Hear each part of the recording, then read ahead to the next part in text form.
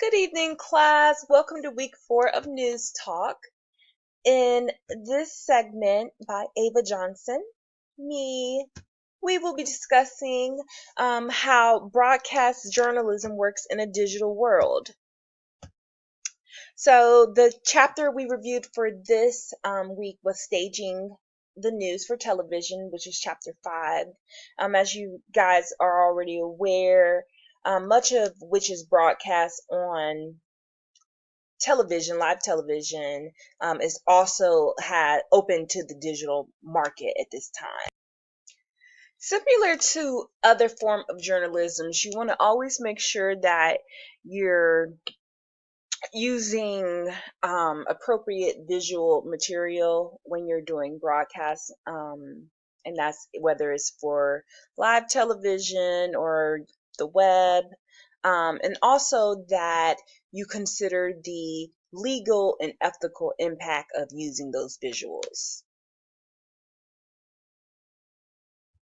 Here I have a clippet of a school in Houston who has kind of somewhat gone viral because it's taking a stance against parents who the school system or well, the principal in this case, feel arrived inappropriately at the school. So it starts off, and unfortunately, I thought we would be able to hear the clip, but when I replayed it, you cannot.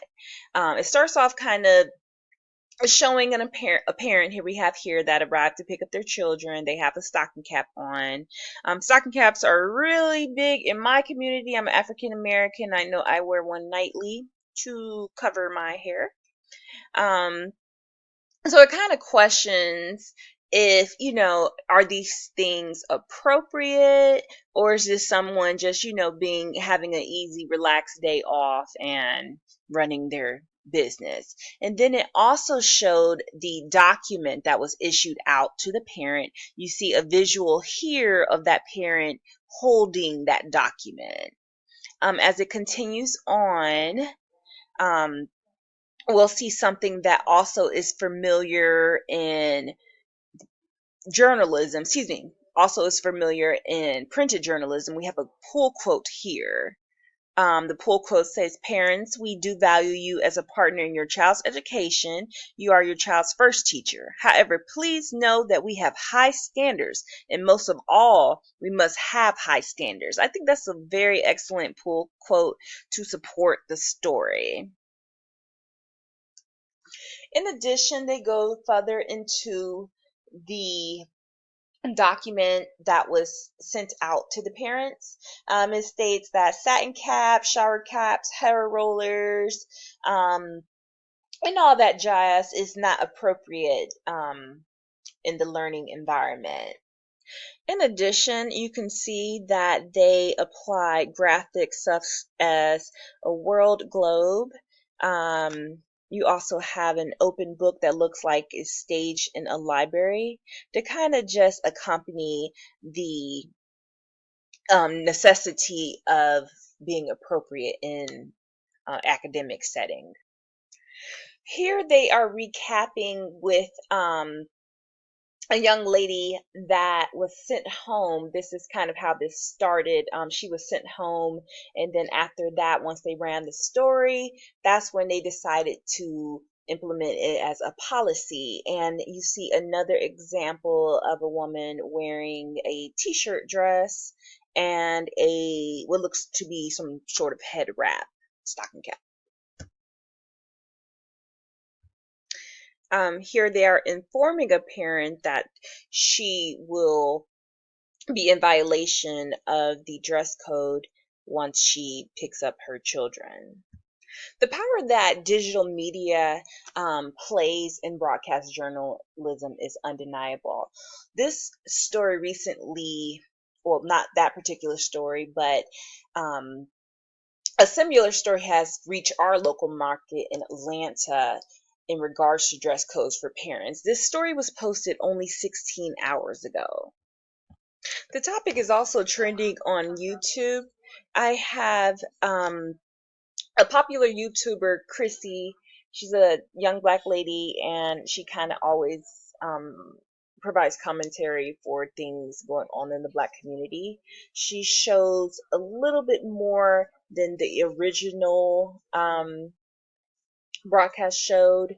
They show the principal um, adding clarity to why the dress code was indeed needed. I feel like that's important to highlight. Um, there has in the past has been a lot of frustration with who the media decides to interview, especially when they're gathering Black witnesses to different things. You see here, these are, in my opinion, are images that sell. Um, you always want to have a well balanced article, broadcast, whatever you're going to be putting out there to the public. So when you continuously display, I would say, and I'm going to just jump out there. I'm going to say if you're going to continuously display Black women in a negative light, there should be an equal and appropriate balance to that. They could have used a parent that was arriving and dressed appropriately to pick up their child as an interviewee, or they could have reached out to the school principal. And for your viewing pleasure, here I have a classic parody from In Living Color of just jokingly how news anchors select their Black eyewitness. So you see they're bypassing the first officer on the scene, an expert criminologist. I didn't say that right. And then we have the immaculate Jamie Foxx that steals the show.